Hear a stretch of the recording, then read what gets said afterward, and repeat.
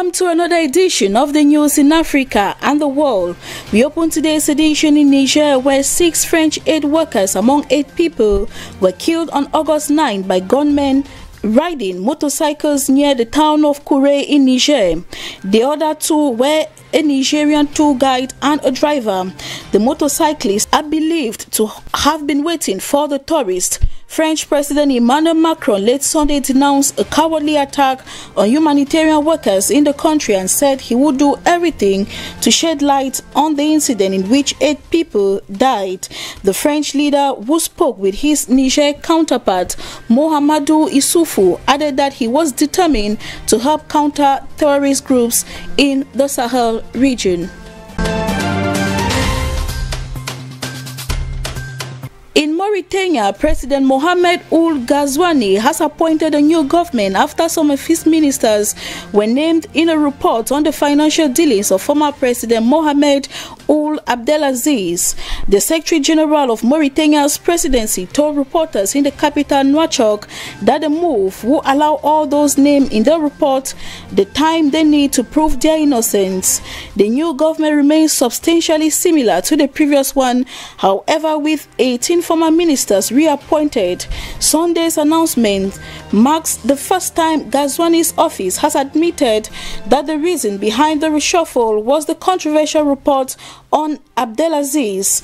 An investigation is expected to begin before Parliament votes on whether to proceed to trial.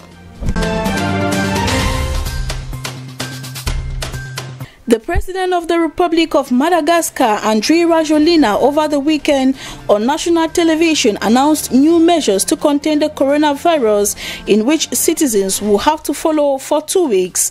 Inhabitants in the capital, Antananarivo, will resume their daily activities gradually. Workers will also go back to work and markets will reopen until 5 p.m. Public transport into the major cities remain on hold the day before the state health emergency was extended by 15 days. The president, during a speech, said Madagascar can no longer support confinement economically and socially. Scientists from the Academy of Medicine explained that towards the end of August there will be fewer cases of contamination. They, however, cautioned the people to remain vigilant and continue to respect barrier measures.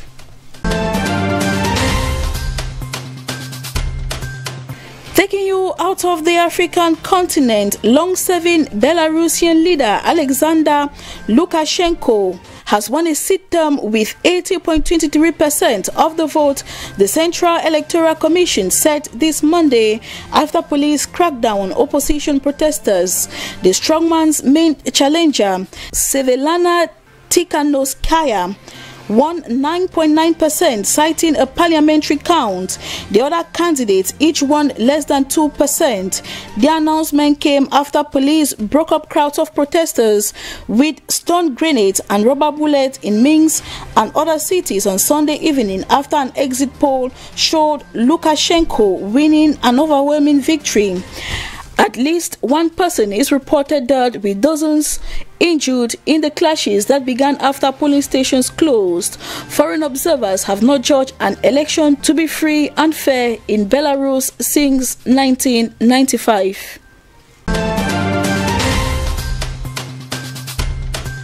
From Belarus, we go to Hong Kong, where media tycoon and pro-democracy activist Jimmy Lai has been arrested under China's new national security law for the city. He became this Monday the highest profile arrest under Hong Kong's new legislation. A senior executive at Lai's next media group, Mark Simon, said the media tycoon was being arrested for collusion with foreign powers at this time. Police in the city said in a statement that 7 people in all had been arrested on suspicion of violating the law, but did not provide details of who has been taken into custody. Apple Daily reported Jamie was taken from his home early on Monday. Critics say it crushes freedom in the semi-autonomous city, while supporters say it will bring stability after prolonged pro-democracy protests last year. On Friday, the United States imposed sanctions on top officials from China and Hong Kong, including Chief Executive Carrie Lam, accusing them of curtailing the territory's freedom. And torrential downpours in the Greek island of Evia has killed at least 7 people, including a baby and an elderly couple. Many people had to be airlifted to safety after roads were flooded, and the fire department has received hundreds of calls to pump water from the houses and vehicles. 1 person is still missing and dozens of others remain trapped in their homes and cars. Rainfall began on the island, which is northeast of Athens, on Saturday night, accompanied by lightning, and was much heavier than expected. The Prime Minister Kyriakos Mitsotakis is expected in the region today. Those were the essentials of the news on DBS TV. Stay tuned for programs continue until we come your way. Do take care and stay safe.